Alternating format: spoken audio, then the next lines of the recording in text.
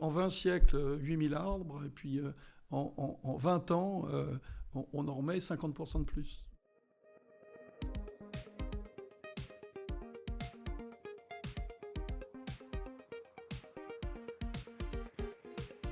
Bonjour à toutes et à tous, heureux de vous retrouver pour un nouveau Chartrissimo, l'hebdo de Radio Rancial entièrement dévolu à l'actualité municipale et communautaire de Chartres Métropole. Aujourd'hui, avec Monsieur le maire et président de Chartres Métropole, on va se faire les poumons en se baladant, alors balade virtuelle je le précise, dans les espaces verts de notre bonne vieille cité des Carnutes, car à 88 km de Paris, Chartres est une ville verte, ça c'est carrément sexy, avec tous les parcs, les squares, etc. 85 km. 85 km. Ouais, on dit 85, 88, ça dépend où vous prenez l'entrée de Paris ou le centre. Mais oui, vous voyez, c'est merveilleux. On est déjà vraiment la ville de province, quoi. Vous voyez, et on défend ça, quoi. On ne veut pas se faire avaler par les 12 millions de personnes qu'il y a là-haut. Voilà. Alors, on va parler du Rijard dans un instant, ce beau site qui a accueilli il y a encore peu de temps un centre de loisirs et qui, dans les quelques années, sera à coup sûr un lieu de promenade pour les familles chartraines. Et avant de parler de Rijard, j'aurais peut-être 2 mots sur ce qui existe déjà en matière de zones vertes. Je le disais, 7 parcs disséminés dans toute la ville. Moi, c'est la première chose que j'ai découvert finalement en arrivant à Chartres. Vous les découvrez, quoi. Ouais. Allez-y. Bon, le Rijard, alors, de mémoire, évidemment le Rijard, mais je pensais évidemment à la petite Venise. Oui, il y a Gagnon aussi, Gagnon. Gagnon. Alors, c'est le Clos Saint-Jean, c'est le Clos Pichot, c'est Gagnon. Bon, on va essayer de mettre de l'ordre là-dedans parce que, en fonction des Chartrains, ils ont un nom différent, quoi. Ouais, mais il y en a d'autres. Hein. Regardez sur les clos, il est nouveau, celui à 4 hectares. Il y a le parc Jacques-Grand aussi. C'est la renaturation notamment des zones urbaines dans les quartiers. Et c'est ce que je dis régulièrement. On désartificialise, on récupère des espaces. Il y a plein d'endroits où on peut récupérer des espaces. Regardez le quartier des Clos, anciennement Beaulieu. C'était des immeubles et des parkings. La Madeleine, immeuble, parking. À chaque fois qu'on reconstruit, on met les parkings en dessous. Donc on construit en libérant des espaces. Mais il y a des gens qui ne veulent pas le voir, ça, vous voyez. Là, ils ont des lunettes. Mais si on arrive à mettre tous ces arbres, c'est bien que on a libéré des espaces. D'ailleurs, on a du mal à en planter d'autres sur l'espace public. Parce qu'avec tous les réseaux, les caves, les choses comme ça. Donc, on montrera d'ailleurs dans l'hypercentre, on a fait de l'imagerie pour montrer les réseaux de caves qui sont en dessous. Vous ne pouvez pas planter comme ça. Donc c'est très difficile. Donc voilà, donc on a demandé aux habitants de nous aider. On vous donne 1000 arbres, plantez-les, aidez-nous. Mais ça arrive rapidement à saturation. Là, on a dû passer les 700. Vous voyez, donc c'est pas si simple que ça de planter des arbres parce qu'un arbre, il y a l'espace extérieur, on peut tourner autour, mais en dessous, c'est rempli. Vous voyez, ça occupe de l'espace. Donc voilà, mais je veux des gens qui font c'est pas de l'écologie, c'est de l'escrologie, quoi. Ils connaissent pas bien l'écologie. Et ils en racontent comme ça, et puis il y a des gens qui se font emmener là-dedans, parce qu'il y a des gens qui étaient à la campagne, qui viennent habiter en ville.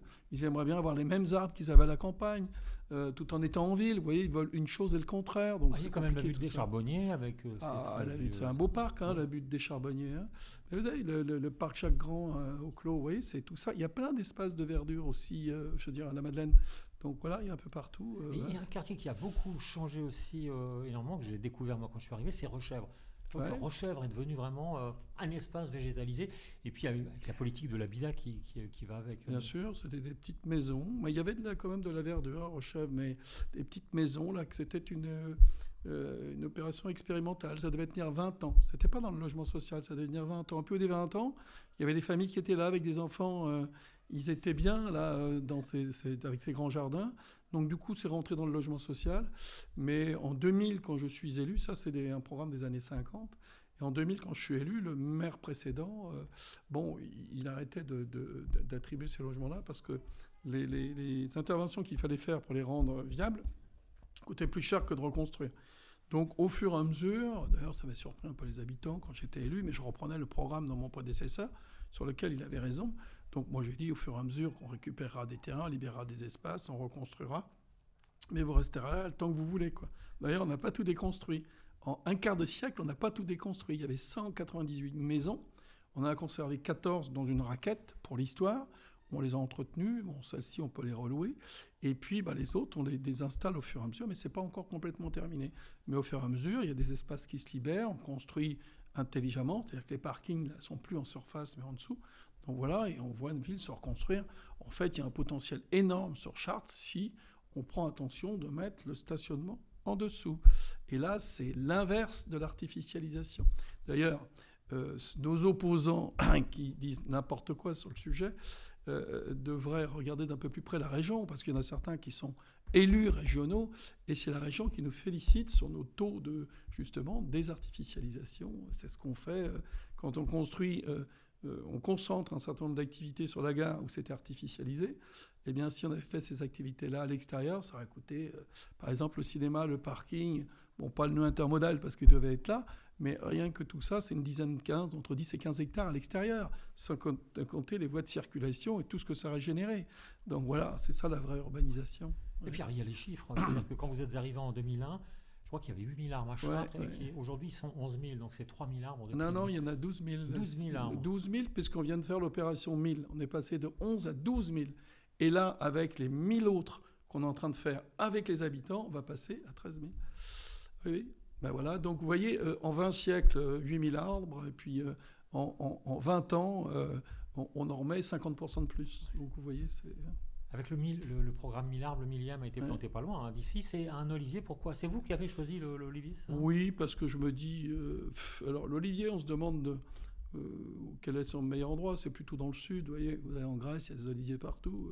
Je m'en suis mis quelques-uns, moi, en Ardèche, parce que je trouve que c'est symbolique comme arbre. Vous savez, parce que c'est une durée de vie très longue. C'est beau, on se sent bien à côté, ça repose. Mais vous savez combien de temps peut vivre un olivier ? Le record, c'est l'arbre le plus vieux, je crois. 11 000 ans. 11 000 ans. Ouais. Ça a été mesuré, 11 000 ans. Mais vous allez en Grèce, vous voyez, tous les sites qui étaient occupés, je regarde Delphes, vous allez à Mykénée, Épidore, tout ça maintenant, c'est un peu envahi avec des oliviers. Donc les oliviers, ils ont 3 000 ans. Vous voyez ? Donc, voilà, ça, c'est la longévité. Et puis, c'est l'arbre qui arrive à vivre quand même dans des lieux très difficiles, dans la pierre, tout ça. Donc ici... ils doivent pouvoir tenir. Donc voilà, symboliquement, dans tout un tas d'endroits, on va mettre un olivier. J'aimerais bien dans chaque quartier, chaque petite placette, il y a un olivier comme ça, pour montrer que dans l'arbre, on investit. Et le rameau d'olivier. Et puis vous savez, oui, mais j'entends les gens parler en ce moment, mais il y en a certains, d'ailleurs, je leur dis, mais vous n'étiez pas nés qu'on plantait des arbres ici, quoi. Vous n'étiez pas nés, entre guillemets, politiquement. Mais en 2001, je lance le programme du plan vert. Vous voyez ? Et sur le plan vert, c'est 20 000 arbustes qui ont été plantés.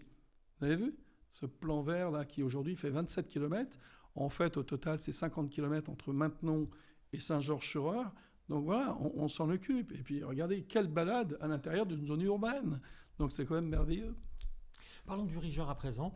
Donc il y a quelques années, les PEP 28 y accueillaient nos enfants dans un cadre champêtre. Aujourd'hui, le site est fermé pour des raisons de sécurité. Et là, vous avez décidé d'y bâtir un projet très ambitieux. C'est un parc de 8 hectares dédié à la biodiversité. Alors 8 hectares, c'est pratiquement le double, je crois, du site initial du Rigeur. Hein. Oui, il fait 4. Et puis, bon, vous voyez bien sur la carte que derrière, il y a 4 hectares supplémentaires qui sont sur l'Ève, qui ne peuvent pas être urbanisés. Il ne faut surtout pas les urbaniser. C'est une pente, c'est une colline, donc c'est sympa aussi. Donc c'est plus difficile de construire. Je sais qu'il y a une période sur le Rigeur, il y a des promoteurs qui avaient essayé de construire. Bon, ça n'avait pas été fait, et tant mieux. Donc l'ensemble, ça fait 8 hectares. Quoi. Donc, alors d'abord, la petite histoire, le CLSH, c'est nous qui l'avons installé. Hein, d'accord ? Il n'y en avait pas en 2001. Donc on l'a mis là-bas pour faire un point de rencontre entre tous les enfants. Donc bon, maintenant, ils sont des périodes de gloire. Le bâtiment a des difficultés. D'ailleurs, pour la petite histoire, on voit bien que l'endroit est construit. Ce bâtiment, en fait, il est dans un plan d'exposition aux inondations. Donc, il baigne dans l'eau. Et à côté, et on pense que c'est ça qui est à l'origine des difficultés de l'arbre, du bâtiment, c'est qu'il y a un grand cèdre avec des racines énormes et qui passe juste à côté. Alors, je pose la question, faut-il faire tomber le bâtiment ou couper l'arbre, quoi ? Alors, peut-être essayer de garder les deux. J'aurais bien aimé garder les façades et puis faire quelque chose à l'arrière. On réfléchit, on a du temps, mais aujourd'hui, on nous dit que c'est dangereux, donc on enlève les enfants. Donc il y a bien un projet pour le muséum. Oui, on regarde. Oui, parce qu'on se dit, si les 8 hectares, on arrive à en faire un espace de biodiversité où les gens peuvent marcher librement, d'être en contact un peu avec la nature à l'intérieur de la zone urbaine, eh bien, la place du muséum d'histoire naturelle, c'est peut-être là. Donc il faut peut-être trouver une forme de bâtisse qui pourrait l'accueillir. Alors, Au départ, je pensais à une fuste, hein, pour ceux qui aiment les arbres, hein, ils regarderont ce que c'est qu'une fuste, parce que bon, c'est un grand bâtiment en bois, là, fait essentiellement avec des troncs, et on aurait pu mettre le muséum dans ce type d'espace. Et puis après, je me dis quand même, ces façades, elles sont belles, quoi. Vous voyez, cet angle-là, c'est beau. Et est-ce qu'on peut s'imaginer quelque chose où on conserve ces façades, hein, on déconstruit comme ça se fait dans Paris, hein. À Paris, on garde des façades de bâtiments, derrière, tout est cassé, et puis on construit quelque chose de neuf, et on garde cette esthétique. Bon, tout ça, on va regarder, mais moi, ce qui m'intéresse, c'est de donner du temps au temps. Je ne veux pas un projet qui commence tel jour, qui finit tel jour. Ça va être un projet au long cours. Oui, je vous disais, le plan vert, ça fait 24 ans qu'on l'a lancé. Et à chaque fois, on rajoute un morceau, on fait quelque chose, on l'améliore, on écoute les gens, on fait des transformations. Moi, j'aime bien une ville qui se transforme de façon plutôt... Sur certains projets, on pose du jour au lendemain parce qu'on a besoin d'un cinéma. Boum, on le pose. Un complexe culturel et sportif, ça, c'est comme ça, on le pose. C'est une opération 2, 3 ans, 4 ans. Et puis, il y a tout ce qui est au long cours, quoi. Vous voyez, le plan vert, le Richard. Je travaille sur le canal Louis XIV. Vous voyez, en ce moment, j'essaye d'acheter des parcelles, pareil que le Richard. Vous voyez, les siphons, là, en ce moment, je suis en train de racheter des parcelles où il y a les siphons pour garder ça, pour conserver, que ça reste dans l'histoire.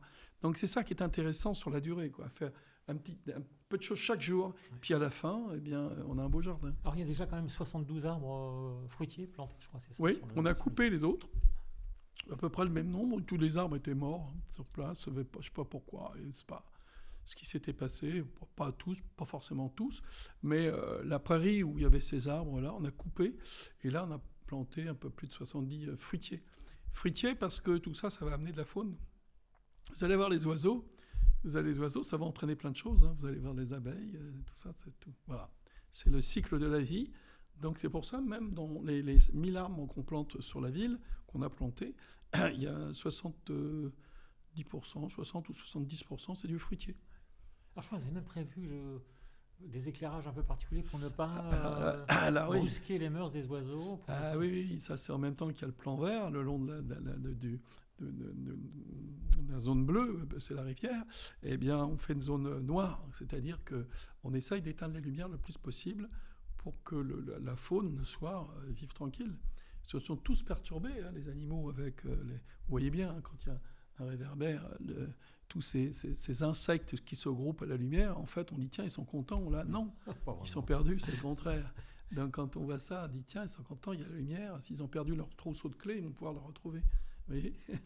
Non, mais vous voyez, donc là, ça veut dire qu'on les tue. Et le cycle de la nature passe par les insectes.